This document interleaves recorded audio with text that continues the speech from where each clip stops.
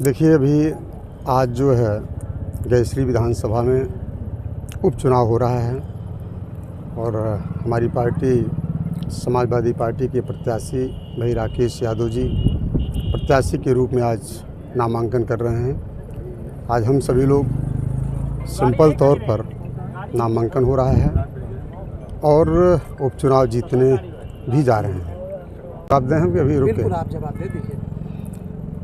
ये सबसे पहले मैं आपके चैनल को बधाई देना चाहूँगा और आपने पहले भी कहा था कुछ तीखा होगा कुछ मीठा होगा, तो पहले तो आपने तीखा शुरू किया तो तीखे का जवाब मैं दे दूँ।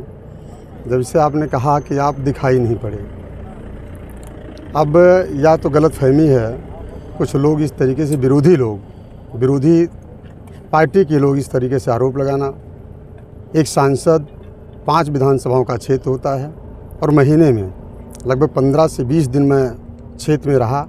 अब तो आवास बन गया है, कभी भी आप आएंगे तो हमें लगता है 24 घंटे में मिलने का काम करता हूँ। इस तरीके से अफवाहें गलत तरीके से उड़ाना हमें लगता है कि बिल्कुल गलत है, उसकी मैं निंदा करता हूँ।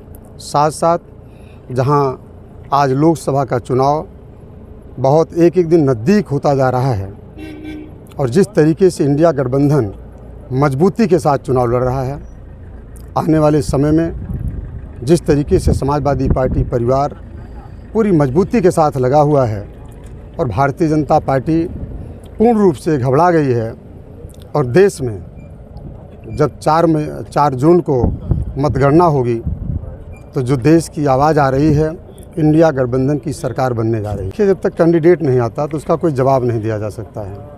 अगर कोई कैंडिडेट आता तो उससे बात की जाती है।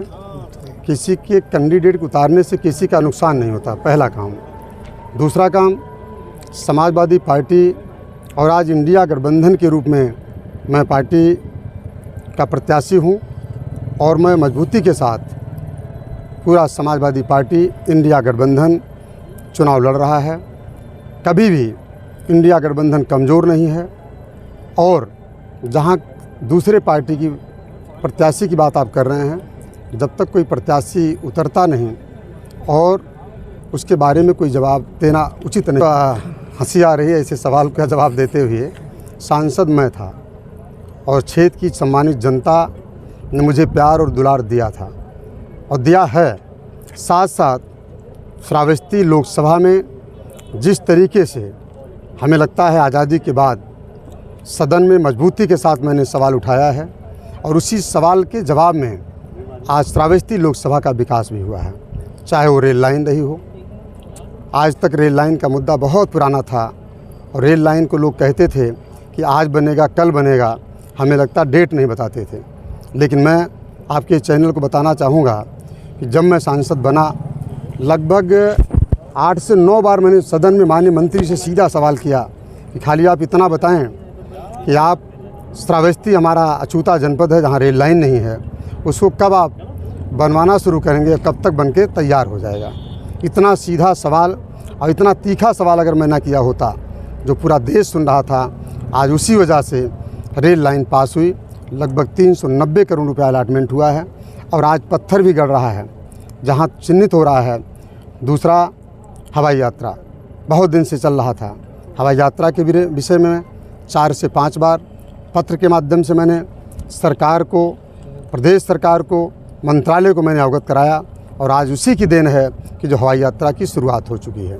साथ साथ मेडिकल कॉलेज, मैंने मेडिकल कॉलेज में इसी तरीके से बोला था। मैं जो आपको बाइट पे बोलने जा रहा हूँ कि जिस क्षेत्र में मैं खड़ा हूँ, बलरामपुर की धरती पर, इसी बलरामपुर की धरती पर कुछ समय पहले आज हमारे बीच में नहीं है स्वर्गीय पंडित अटल बिहारी वाजपेयी जी, जो हमारे देश के प्रधानमंत्री बने थे और इसी सदन यहीं से जीत करके लोकसभा सदस्य बनने का काम उन्होंने किया था। देश के प्रधानमंत्री बने थे। लेकिन जो प्रधानमंत्री का क्षेत्र रहा हो, मैंने सदन में इसी तरीके बोला कि आज मुझे दुख के साथ कहना पड़ रहा है कि जो प्रधानमंत्री का क्षेत्र हो वहाँ एक मेडिकल कॉलेज नहीं है।